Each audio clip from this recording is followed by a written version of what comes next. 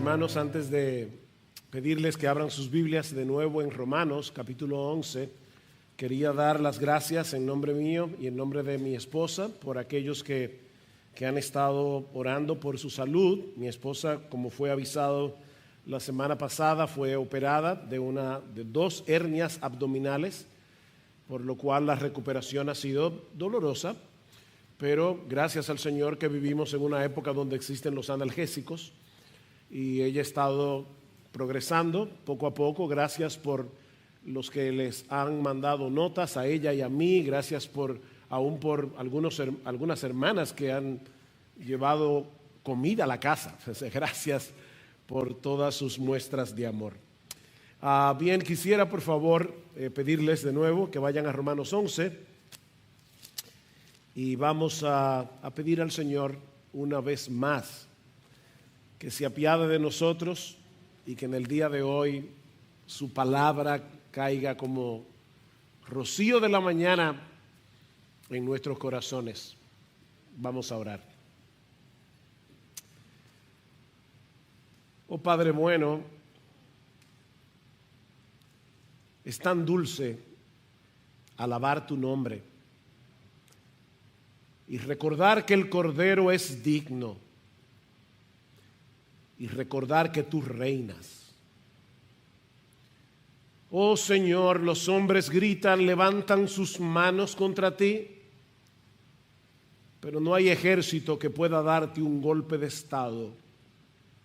Tú eres rey y seguirás siendo rey por los siglos de los siglos. Señor, envía tu Espíritu Santo hoy y bendice tu palabra predicada. Oh Señor, ven y revélanos lo que tú quieres enseñarnos a través de este pasaje de tu palabra. Ayúdanos, oh Señor, a predicar no con un corazón controversial, sino pastoral. Ven y háblanos, oh Señor, porque te lo pedimos en Cristo y para su gloria. Amén y amén. Por razones providenciales, hace unas semanas que nos vimos en la necesidad de suspender nuestra serie expositiva en la carta de Pablo a los romanos. Y nos encontrábamos en medio de una sección en la que Pablo está tratando con el problema de la incredulidad generalizada de la nación de Israel. Israel es el pueblo que fue escogido por Dios para ser los recipientes primarios de la promesa de salvación en Cristo a través del pacto que Dios hizo con Abraham. De hecho, desde el principio de la carta, Pablo enfatiza la importancia que Dios le da a los judíos en sus propósitos redentores. Recuerden Romanos capítulo 1, versículo 16, dice que el evangelio es poder de Dios para salvación a todo aquel que cree, y Pablo añade al judío primeramente y también al griego, a los gentiles. La pregunta que Pablo está tratando de responder en estos capítulos es: ¿cómo es posible, cómo podemos explicar la incredulidad generalizada de los judíos, habiendo tenido ellos todos estos privilegios? ¿Cómo es posible que la mayoría de los judíos hayan rechazado al Mesías? ¿Acaso no pone esto en dudas la fidelidad de Dios a su palabra? Porque de ser así, ¿cómo podemos nosotros, la iglesia de Cristo, confiar en que Él va a cumplir las promesas que ha hecho a los creyentes del nuevo pacto? Ese es el problema con el que Pablo está tratando aquí. ¿Ha fallado la palabra de Dios? Romanos 9:6. Bueno, Pablo responde esta pregunta en los capítulos 9 y 10 de la carta a los romanos, mostrando básicamente 2 cosas.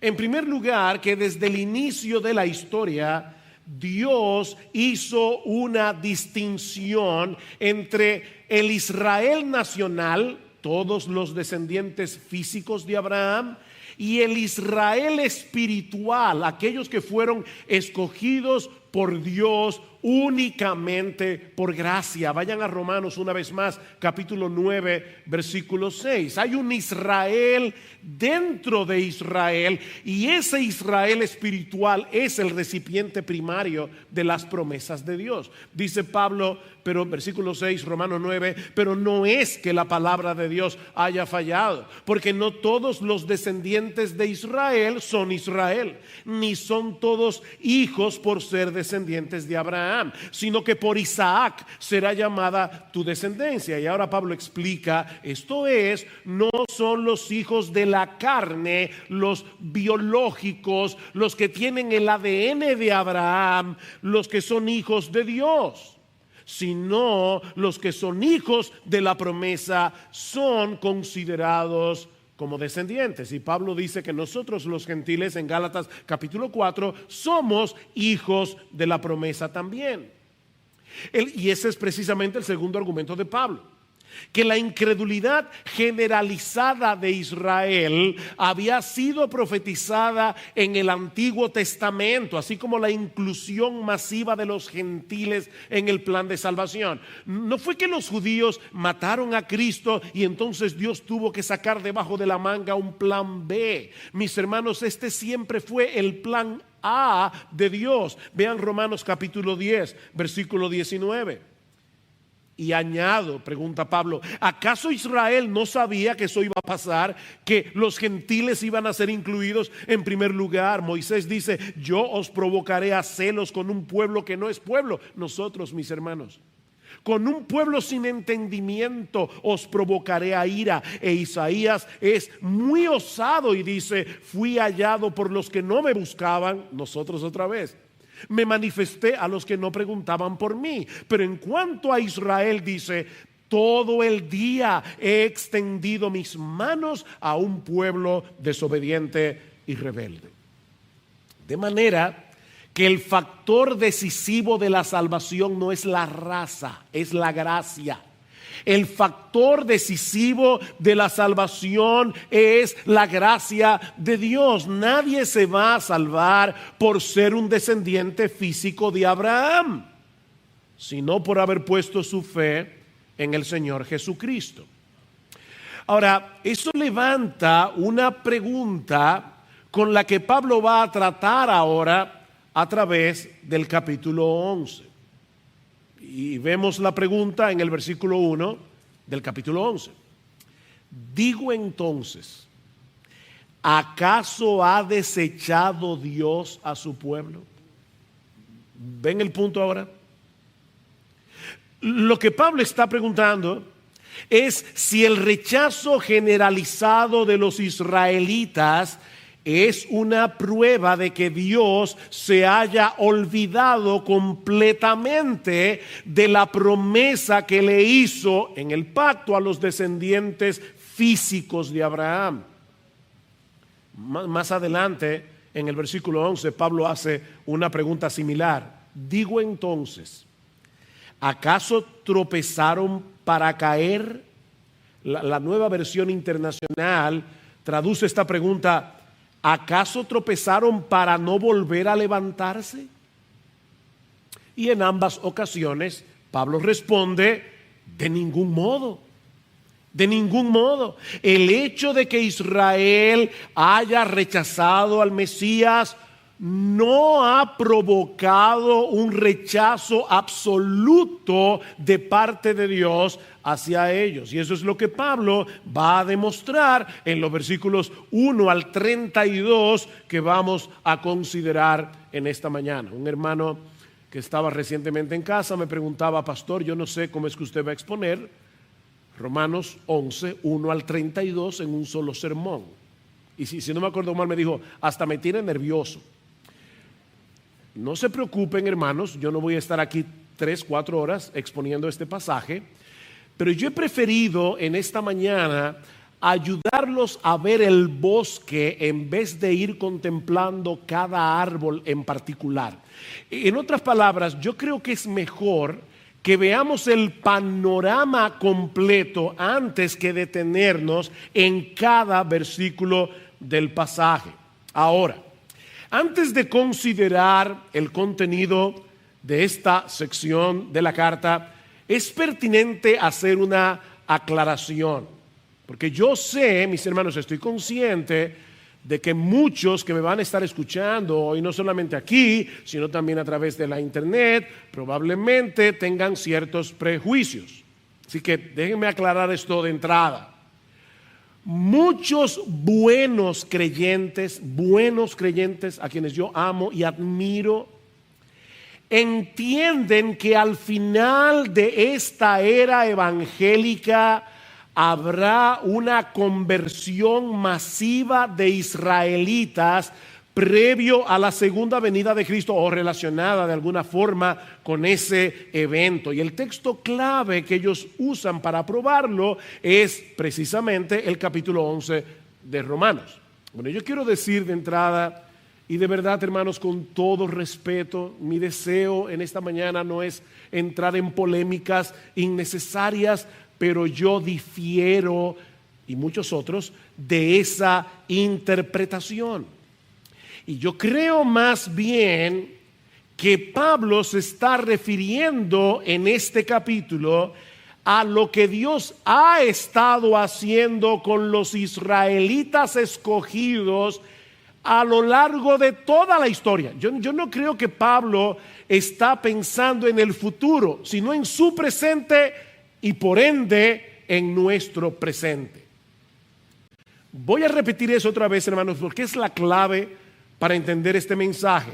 Yo no creo que Pablo está hablando de un futuro distante, sino de una obra de salvación que comenzó en el primer siglo y que va a continuar a través de la historia hasta que nuestro bendito, glorioso Señor y Salvador Jesucristo regrese en gloria.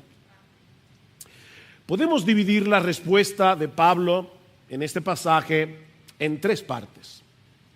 Versículos 1 al 10, versículos 11 al 24, versículos 25 al 32. Son tres porciones que vamos a ver en esta mañana. Ahí está el bosque.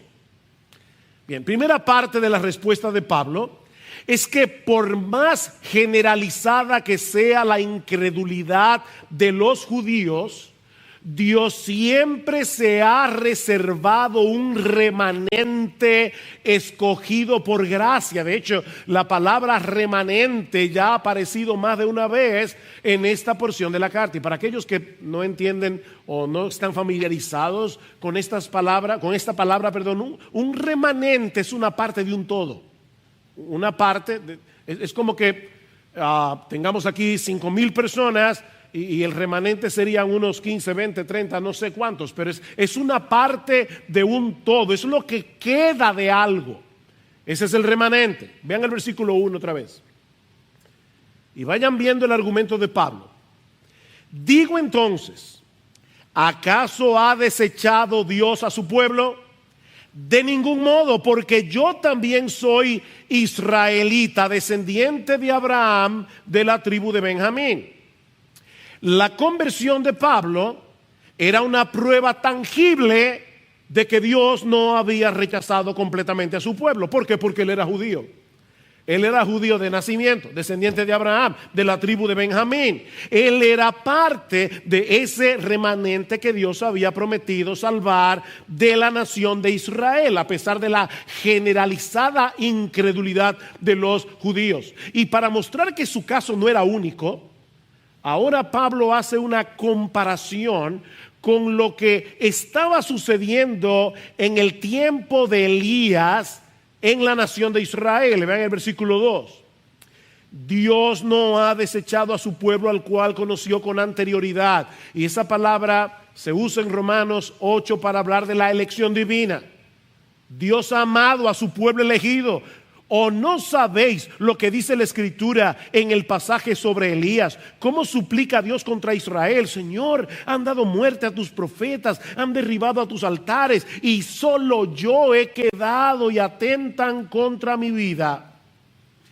En la época de Elías había una incredulidad generalizada en la nación de Israel, lo mismo que en los días del apóstol Pablo. Era un tiempo de mucha oscuridad espiritual. Se había desatado tal persecución contra los profetas fieles del Señor que Elías llegó a pensar que él era el único que quedaba. Señor, solo yo he quedado, todos han apostatado. Pero Dios le hizo ver a Elías que a pesar de la infidelidad de la nación, él no los había desechado completamente. Vean el versículo 4. Pero ¿qué le dice la divina respuesta? Y aquí vemos la genialidad inspirada de Pablo, porque Pablo era inspirado por el Espíritu Santo, pero tenía una cabeza para pensar. Pablo va a citar aquí el primer libro de Reyes, capítulo 19, versículo 18. Pero por inspiración divina, Pablo le añade a esa cita unas palabras que no están en el texto original de Primera de Reyes. Y para mí esto es genial. O sea, Pablo era inspirado por el Espíritu de Dios. ¿Y qué dice Pablo aquí? ¿Qué le dice la respuesta divina? Me he reservado. Si ustedes van a Primero de Reyes, capítulo 19, versículo 18, van a ver que esa frase no aparece en el texto. Pero Pablo la añadió.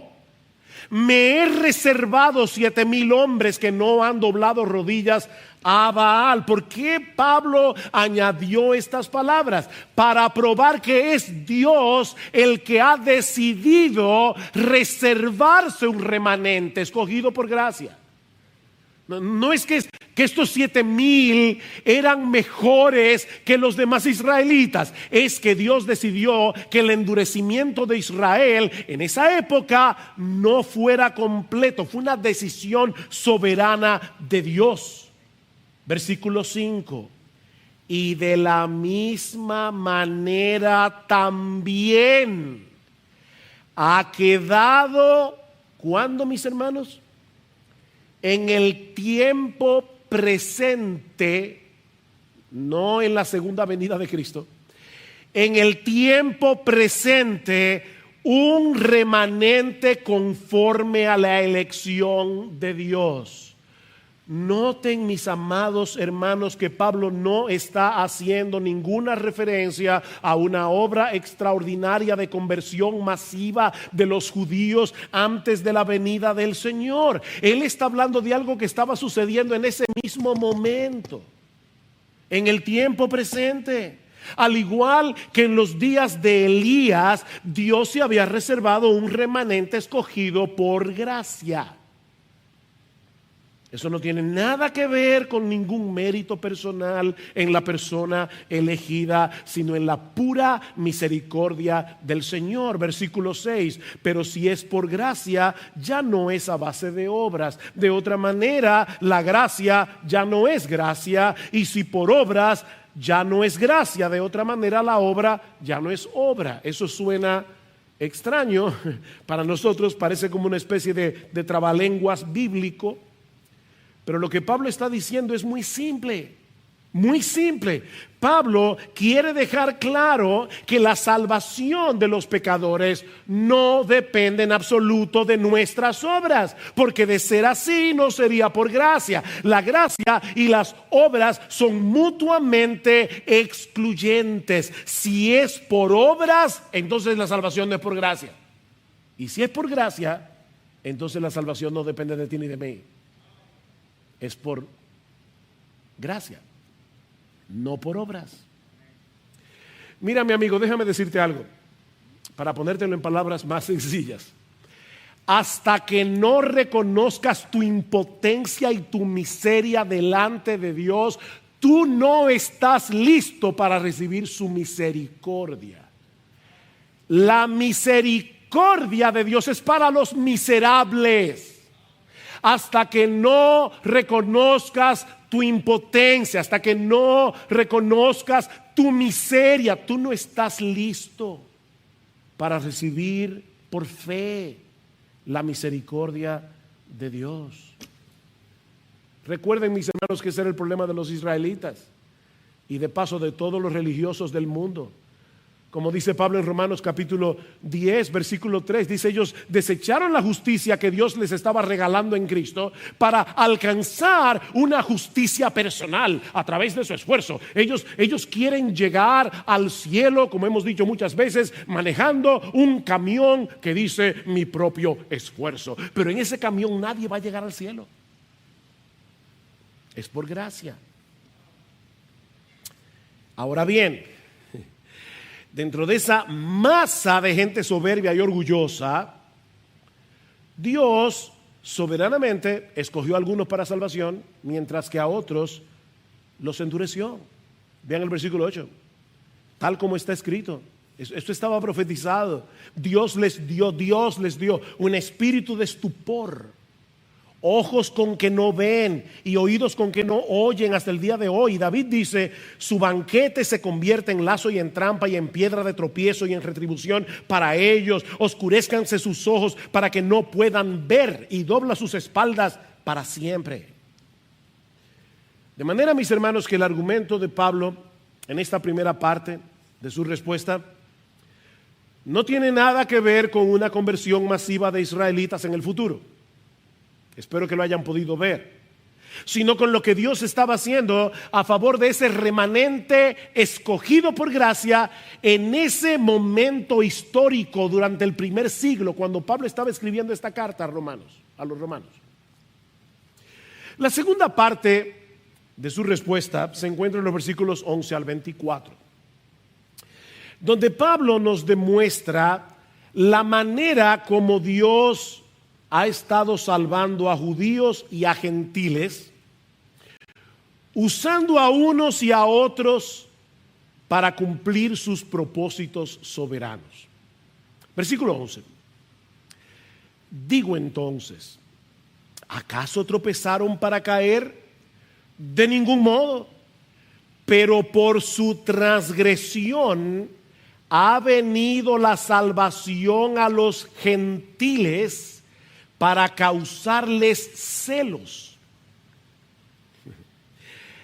La desobediencia de Israel, que llegó al punto de matar incluso al Mesías, trajo como consecuencia la salvación de los gentiles, nosotros. Y ahora Dios está usando a estos mismos gentiles salvados por gracia para provocar a celos a los judíos elegidos y traerlos a la salvación. Vean el versículo 13. Voy a volver sobre el 12, pero ven el 13. Pero a vosotros hablo, gentiles. En la iglesia de Roma la mayoría eran gentiles y había algunos judíos. A vosotros hablo, gentiles.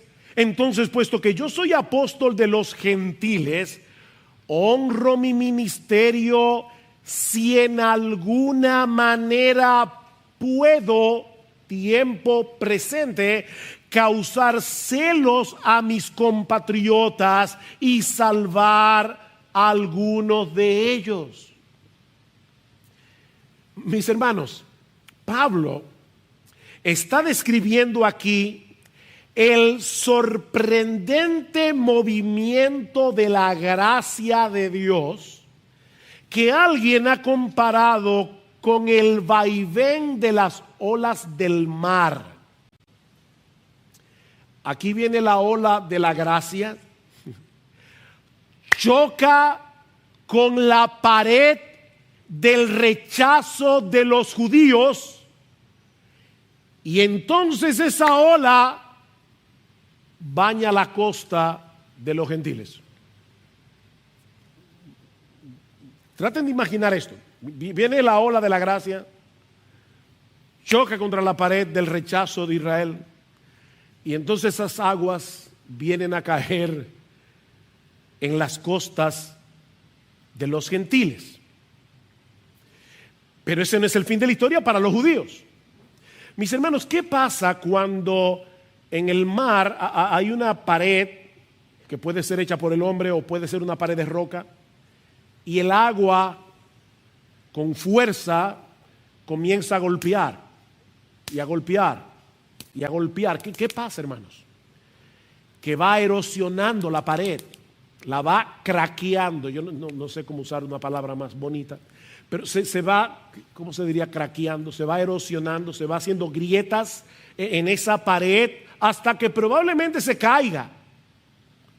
Bueno, mis hermanos, lo mismo ocurre con ese remanente de la descendencia biológica de Abraham al ver las costas de los gentiles empapadas de las bendiciones de la gracia de Dios.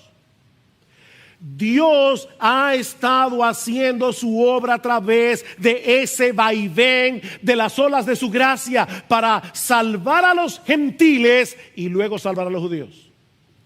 ¿Ven ese vaivén? Provocándolos a celos.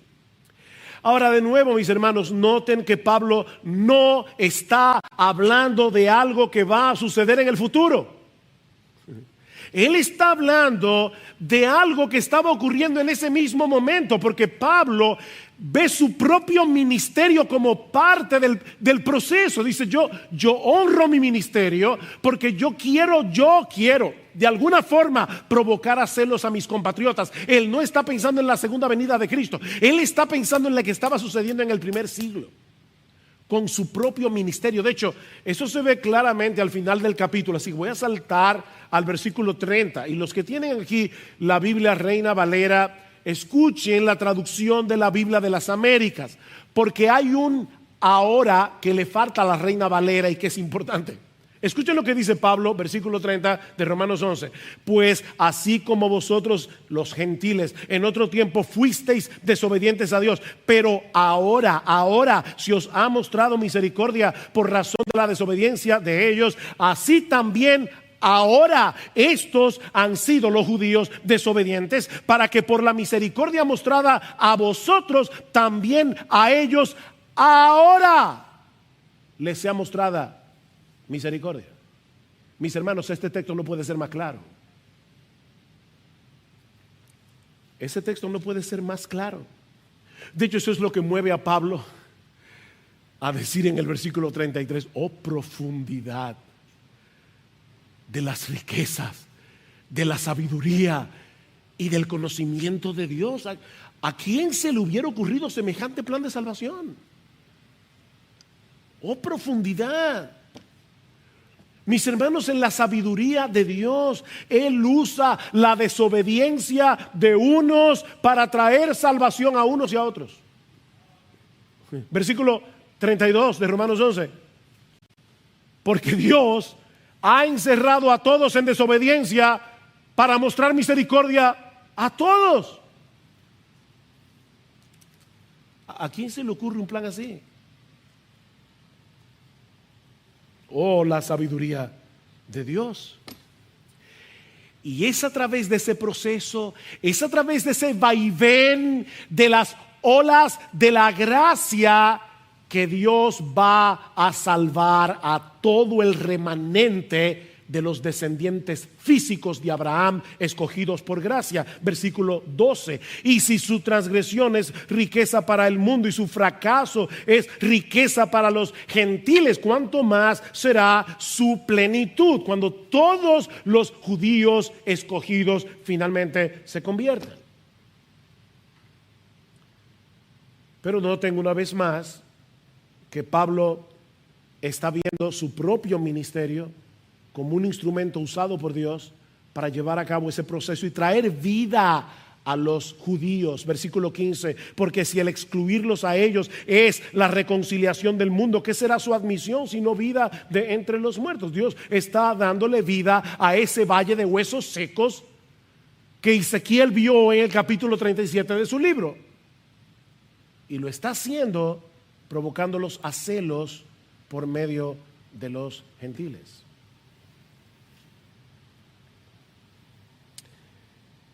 Mis hermanos, los gentiles no debemos olvidar que la salvación viene de los judíos.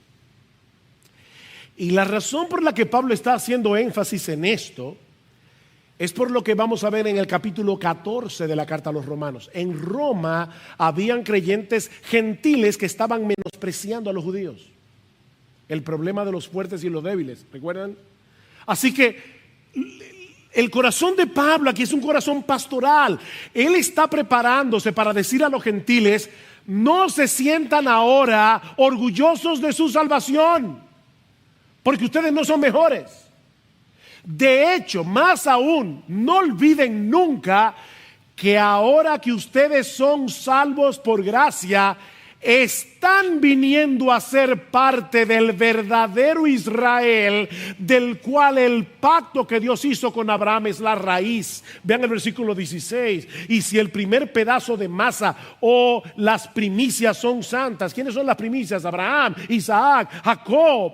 También lo es toda la masa. Y si la raíz es santa, también lo son las ramas. Mis hermanos, cuando un gentil se convierte a Cristo, un dominicanito, viene a ser beneficiario de la promesa que Dios le hizo a Abraham y a formar parte del verdadero Israel. Versículo 17, que Pablo compara con una mata de olivo, un árbol de olivo. Dice, versículo 17: pero si alguna de las ramas fueron desgajadas y tú siendo un olivo silvestre, nosotros éramos... Ustedes han ido al sur y han pasado por Asua, que está lleno de guasábara. ¿Saben lo que es la guasábara? Los sureños sabemos lo que es la guasábara. Nosotros éramos guasábara, hermano. Éramos un árbol silvestre que no tenía frutos buenos. Y dice Pablo: pero si alguna de las ramas fueron desgajadas y tú, siendo un olivo silvestre, fuiste injertado entre ellas y fuiste hecho participante con ellas de la rica savia de la raíz del olivo, es decir, la promesa del pacto que Dios hizo con Abraham, ahora nosotros somos los beneficiarios. No seas arrogante para con las ramas.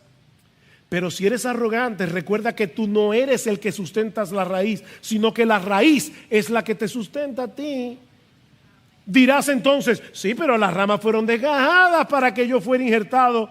Muy cierto, fueron desgajadas por su incredulidad, pero tú por la fe te mantienes firme. No seas altanero, sino teme. Wow. ¿Ven cómo Pablo está pastoreando esta iglesia? Pablo compara al pueblo de Dios con un árbol de olivo. Y ese árbol de olivo está compuesto de ramas naturales, los judíos que han creído en Jesús, y las ramas de un olivo silvestre que ahora han sido injertadas por la fe en el buen olivo. Nosotros, los gentiles que hemos creído. Mis hermanos, Dios no tiene dos pueblos. Él tiene uno solo. Y a ese pueblo pertenecen todos los que creen en Cristo, sean judíos o gentiles. En ese sentido, la iglesia no reemplaza a Israel. No. No es que Dios vino y plantó otro árbol. Nosotros no somos un árbol nuevo. No, la iglesia no reemplaza a Israel. La iglesia es descrita en el Nuevo Testamento como el verdadero Israel, compuesta por todos los creyentes en Cristo, independientemente de su nacionalidad. ¿Qué dice Pablo en Efesios 2? Que de ambos pueblos Dios hizo uno, porque por medio de él, Cristo, los unos y los otros tenemos nuestra entrada al Padre en un mismo espíritu. Así pues, ya no sois extranjeros, sino que sois conciudadanos de los santos y miembros de la familia de Dios. Un solo pueblo, un solo árbol. Es la misma enseñanza que encontramos en Gálatas 3. En Gálatas capítulo 3, versículo 16, Pablo dice, y esto es sorprendente, que las promesas fueron hechas a Abraham y a su descendencia. Y como la Biblia es inspirada por Dios hasta en los plurales y singulares, Pablo ahora va a hacer un argumento en el hecho de que la palabra su está en singular, no en plural. Pablo dice, las promesas fueron hechas a Abraham y a su descendencia. No dice y a las descendencias como refiriéndose a muchas, sino más bien a una y a tu descendencia, es decir, Cristo. Mis hermanos, ¿saben quién es el verdadero Israel? Jesucristo. Jesucristo. Yo soy la vid verdadera. ¿Ven? Yo soy la vid verdadera. Mi padre es el labrador. Jesucristo es el verdadero Israel. Ahora, ¿qué sucede? Que resulta que todos nosotros ahora por la fe estamos unidos a Jesús. Estamos unidos a Cristo por la fe, dice Pablo en Gálatas 3:27.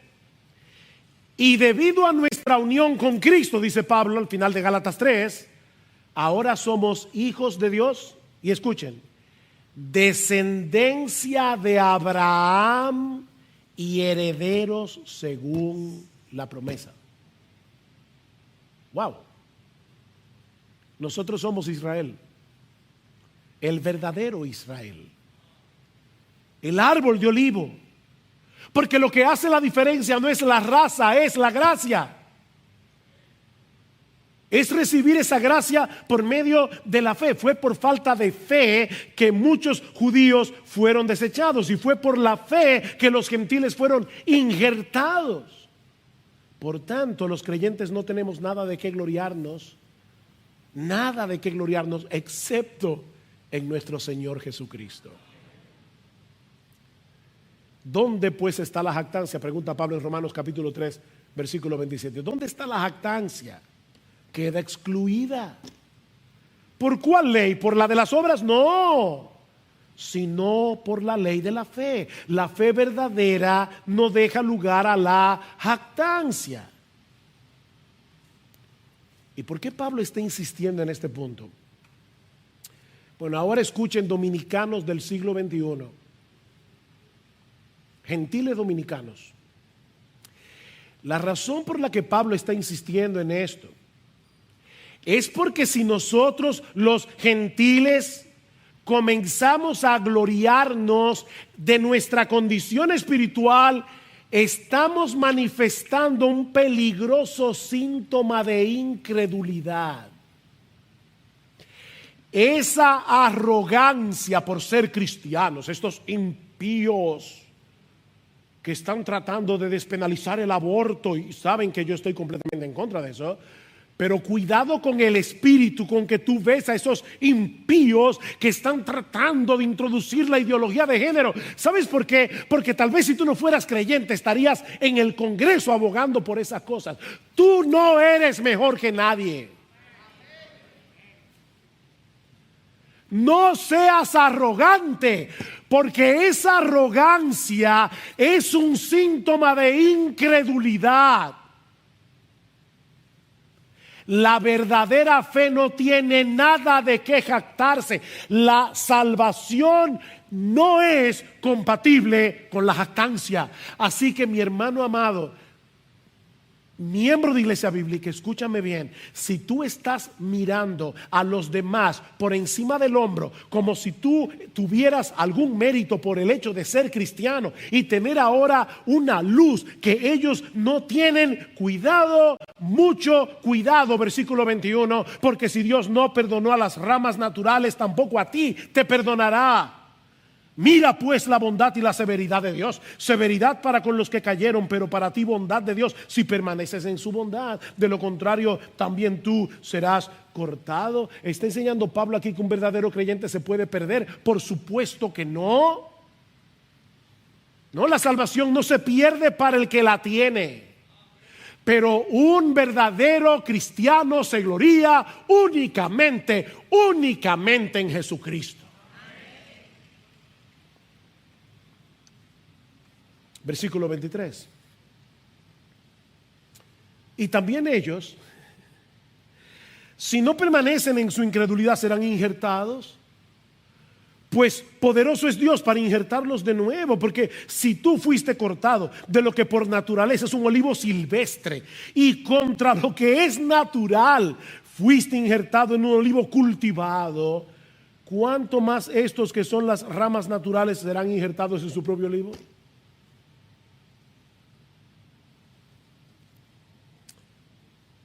Dios nos injertó a pesar de ser ramas de olivo silvestre. ¿Será difícil para Dios volver a injertar en ese olivo aquellas ramas naturales que fueron desgajadas por su incredulidad, pero que ahora están viniendo a la fe en el Señor Jesucristo?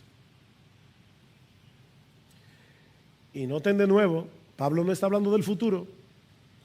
Él está diciendo a los creyentes de Roma, cuidado, ahora. Y eso nos lleva a la tercera parte de la pregunta, o de la respuesta, perdón, de Pablo. En los versículos 25 al 32. Hasta que entre el último de los elegidos. Recuerden la pregunta, ¿ha desechado Dios a su pueblo? No. Hasta que entre el último de los elegidos, Dios mantendrá abierta la puerta de la salvación a los gentiles para que sigan provocando a celos al remanente escogido de Israel. Versículo 25. Porque no quiero, hermanos, que ignoréis este misterio, para que no seáis sabios en vuestra propia opinión. ¿Ven cómo Pablo sigue lidiando con el tema de la arrogancia? No ignoren este misterio, que a Israel le ha acontecido un endurecimiento parcial hasta que haya entrado la plenitud de los gentiles. Pablo dice, yo voy a decirles ahora un misterio. Y un misterio es una verdad que nosotros no podríamos conocer a menos que Dios la revele. ¿Cuál es el misterio? El misterio es que el endurecimiento de Israel nunca ha sido ni será total. Ese es el misterio. Vemos a Israel tan incrédulo y Pablo dice, déjenme decirles algo, Dios siempre tendrá un remanente. El endurecimiento nunca será total. Dios mantendrá abierta la puerta de salvación para Israel hasta que se complete el número de los gentiles. Es decir, ese vaivén de la ola de la gracia divina continuará hasta que todos los elegidos sean salvos. El problema es que algunos leen ese hasta que como si Pablo estuviese diciendo algo como esto. Y aquí es que viene la dificultad de la interpretación. Tan pronto entre la plenitud de los gentiles, es decir, cuando se conviertan todos los gentiles que se van a convertir, entonces el endurecimiento de Israel será quitado y habrá una conversión masiva de israelitas. Pero Pablo no está hablando de eso aquí. Pablo simplemente está diciendo que el endurecimiento será siempre parcial hasta que entre la plenitud de los gentiles. Ese hasta que no implica que después viene una situación diferente. Lo que implica es que va a ser hasta ahí, va a durar todo el tiempo. Es como cuando el Señor dice, Pablo dice, perdón, en 1 Corintios capítulo 11, versículo 26, que cada vez que celebramos la cena del Señor, la muerte del Señor proclamáis hasta que Él venga. ¿Qué significa eso? Que hasta que sigamos celebrando la cena del Señor, vamos a estar proclamando la muerte de Cristo. Ese hasta que no dice que va a pasar después, es simplemente que hasta que sigamos celebrando la cena, vamos a seguir proclamando la muerte del Señor. O en 1 Corintios 15, 25, dice Pablo, es preciso que Cristo reine hasta que, la misma frase, haya puesto a todos sus enemigos debajo de sus pies. ¿Quiere decir eso que después que Cristo ponga a todos sus enemigos debajo de sus pies, Él va a dejar de reinar? No, Él va a seguir siendo rey. Pero Pablo está diciendo, ahora nos parece que Cristo no está reinando, pero saben que Él está reinando y seguirá reinando hasta que haya puesto a todos sus enemigos debajo de sus pies.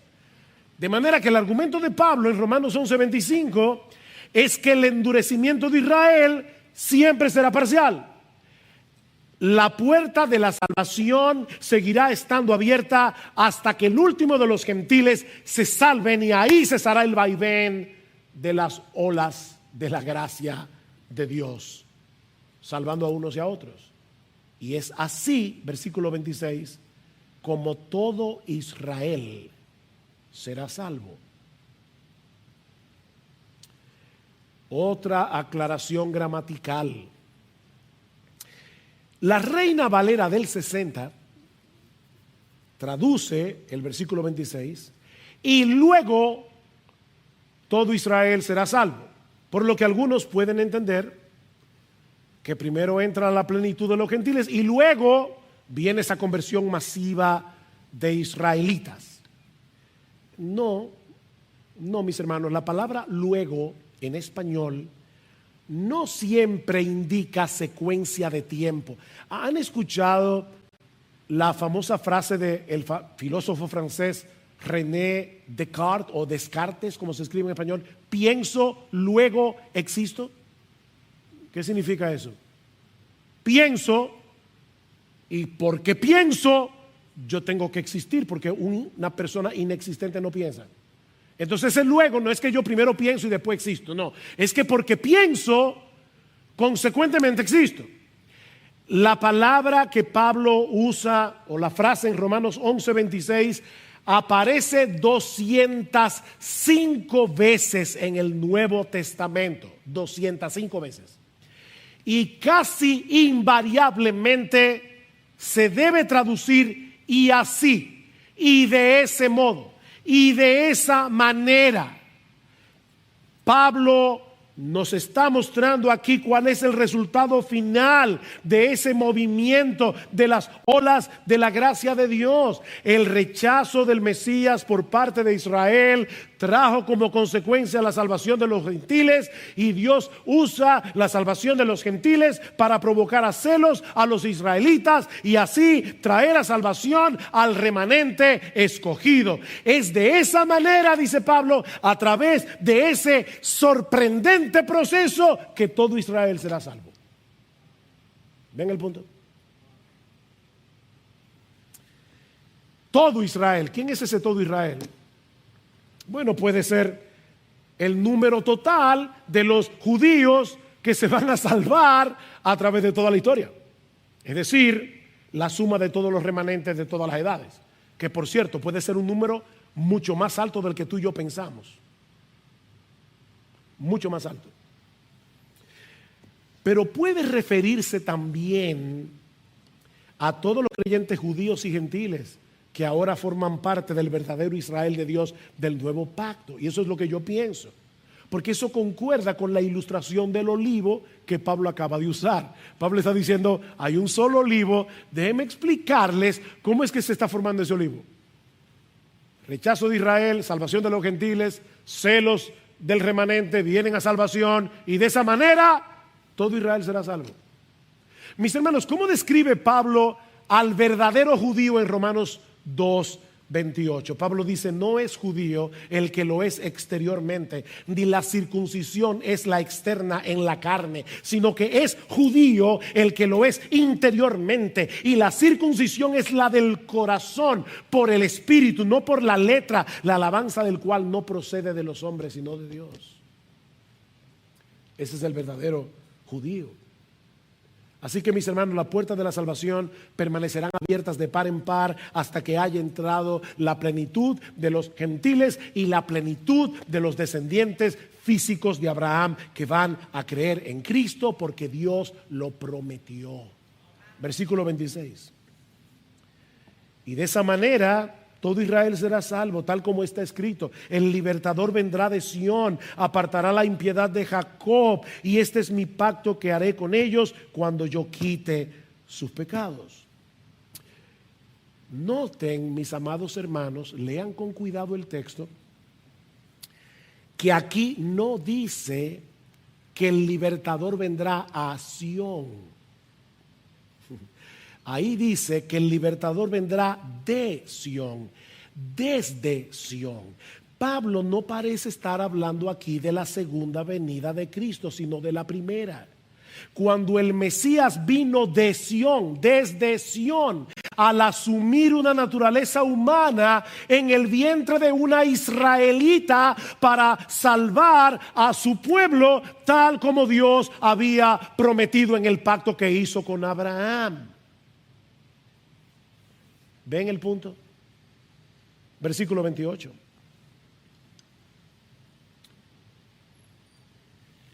En cuanto al evangelio, dice Pablo, son enemigos por causa de vosotros, pero en cuanto a la elección de Dios, son amados por causa de los padres, porque los dones y el llamamiento de Dios son irrevocables. Me encanta cómo Pablo aquí otra vez está pastoreando esta iglesia. Recuerden que muchos de estos gentiles estaban siendo perseguidos por los judíos por causa de su fe. El mismo Pablo llevaba en su cuerpo las marcas de ese rechazo y de esa hostilidad por causa del evangelio. En ese sentido, dice Pablo, son enemigos. Pero saben que ese no es el cuadro completo. Dios hizo un pacto con Abraham, con Isaac y con Jacob. Y por causa de ese pacto, Dios va a preservar un remanente de israelitas creyentes a lo largo de toda la historia, porque irrevocables son los dones y el llamamiento de Dios. Dios no se ha olvidado de lo que le prometió a Abraham y nunca lo olvidará. Eso sigue ahí. Ahora, de nuevo, ¿está pensando Pablo en algo que va a suceder en el futuro? No, versículo 30 otra vez. Mire la explicación, pues así, ahí está la explicación de Pablo de lo que él acaba de decir. Así como vosotros en otro tiempo fuisteis desobedientes a Dios, pero ahora se os ha mostrado misericordia por razón de la desobediencia de ellos, así también ahora estos han sido desobedientes para que por la misericordia mostrada a vosotros, también a ellos ahora les sea mostrada misericordia. Gentiles, es de esa manera que todo Israel va a ser salvo. Con ese vaivén de las olas de la gracia de Dios. Así que, mis hermanos, en vez de mirar a los judíos con desprecio o con recelo, los creyentes gentiles debemos mirar hacia ellos con amor y con compasión. Son enemigos, persiguen el evangelio, pero al mismo tiempo dentro de ese grupo de enemigos hay amados, porque fueron elegidos por Dios para salvación, conforme al pacto que Dios hizo con Abraham desde antes de la fundación del mundo. En conclusión, la razón por la que sabemos que Dios no ha desechado a su pueblo no es que al final de los tiempos habrá una conversión masiva de judíos inmediatamente antes de la segunda venida. No, lo sabemos porque Dios ha estado salvando a israelitas a lo largo de toda la historia y lo va a seguir haciendo hasta que el último de los elegidos entre por la puerta de la salvación. Dios no ha desechado a su pueblo. Al final de los tiempos, mis hermanos, habrá una gran multitud de redimidos de todas las naciones, pueblos y lenguas, alabando al Cordero que vive por los siglos de los siglos. Un solo pueblo de Dios, compuesto por judíos y gentiles que han sido unidos a Cristo por la fe. Por supuesto, como bien ha dicho alguien, este pasaje tampoco niega la posibilidad de que en algún momento de la historia se produzca una conversión masiva de israelitas. Quiera Dios que fuera así. Debemos orar por eso. Quiera Dios que haya una conversión masiva de judíos. Lo que hemos estado diciendo en esta mañana es que eso no es lo que enseña Romanos 11. Tampoco lo niega. Simplemente que eso no es lo que enseña. Mis hermanos, ¿qué lecciones prácticas podemos extraer de este pasaje? Bueno, en primer lugar, que nunca debemos perder la capacidad de sorprendernos al considerar la sabiduría de Dios en la manera como cada uno de nosotros fue salvado. Es impresionante ver ese movimiento de la gracia de Dios salvando a judíos y a gentiles. Oh, profundidad de las riquezas de la sabiduría de Dios. Pues ¿sabe qué, mi hermano? Lo mismo debes pensar de tu salvación individual. Hay algunos aquí que nacieron en hogares cristianos y Dios usó eso para traerlos a Cristo, porque se expusieron al evangelio desde niños. Hay otros aquí que fueron despertados y sensibilizados por medio de una gran aflicción. Hay otros aquí que se despertaron y abrazaron el evangelio después de haber tocado fondo en su vida de pecado. ¿Sabes qué, mi hermano? Sea cual sea el medio que Dios haya usado para salvarte, nunca te canses de alabarlo y de agradecerle por tu salvación. No te canses, porque esas mismas cosas que te atrajeron hacia Él han endurecido a muchos que están todavía en su incredulidad. Mis hermanos, ¿cuántos muchachos que han nacido en hogares cristianos ahora aborrecen el evangelio por haber nacido en hogares cristianos?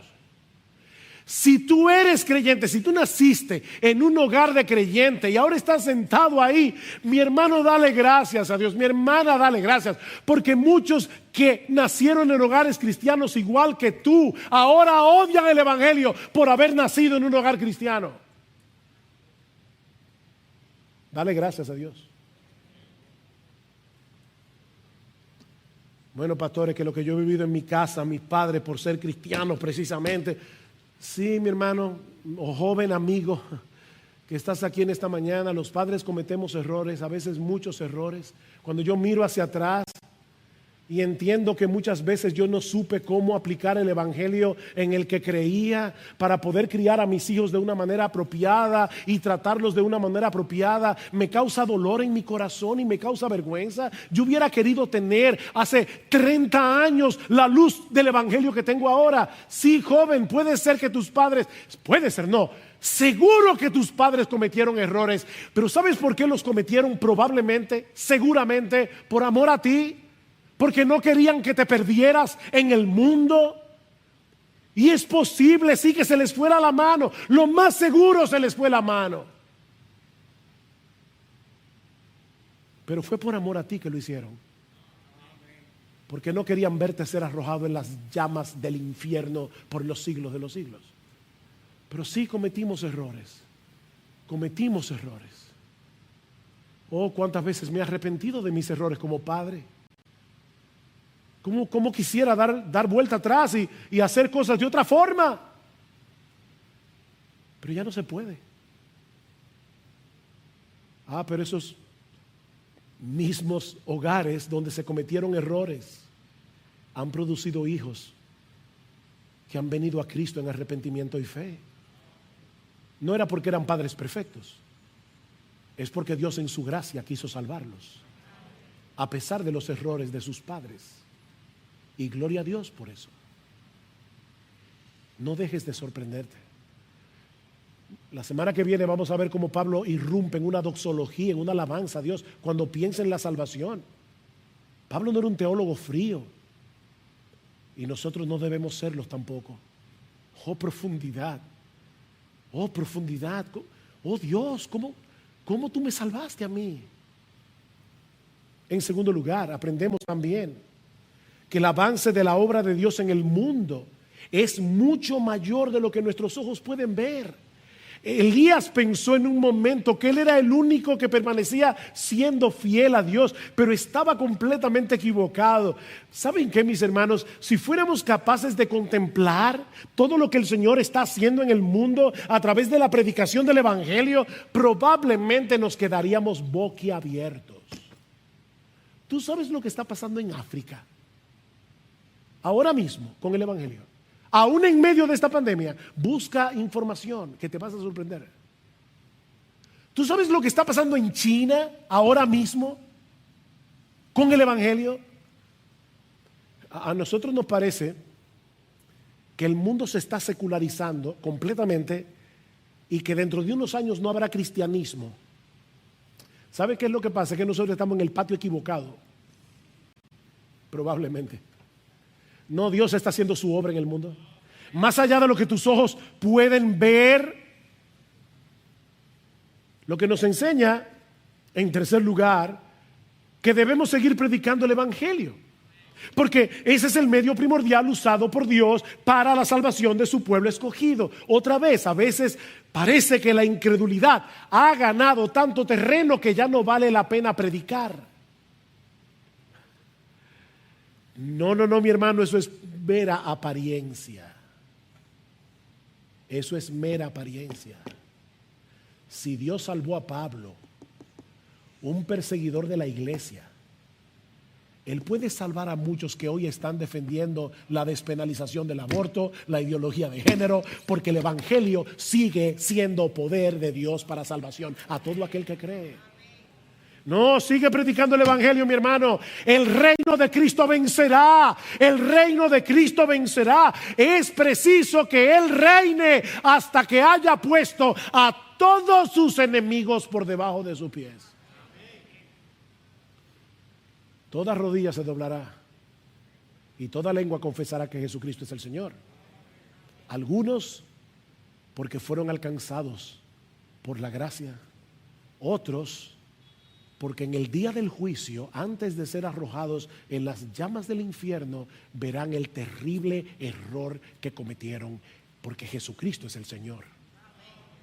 Jesucristo es el Señor.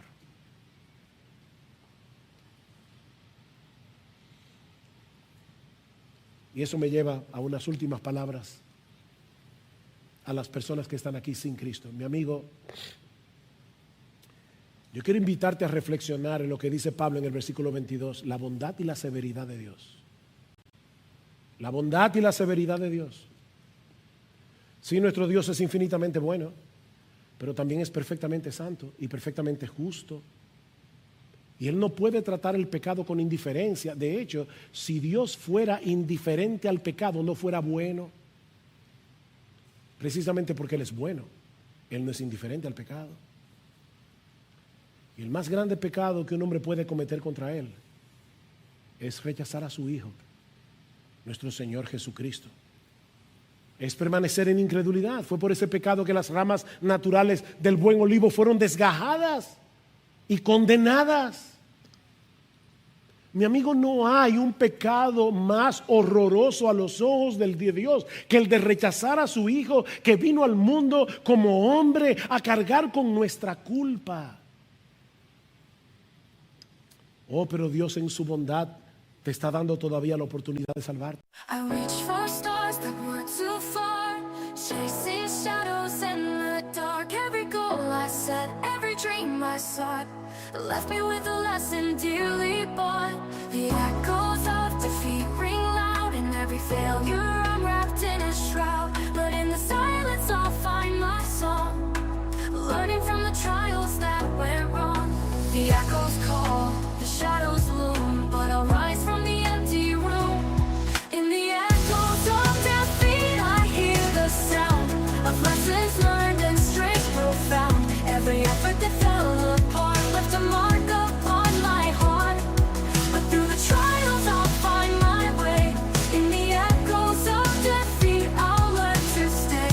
Though every dream may seem so far, I'll rebuild, I'll find my star.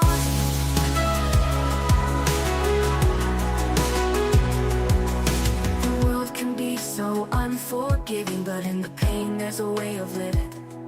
Each failure, each fall from grace is a chance to find my own place.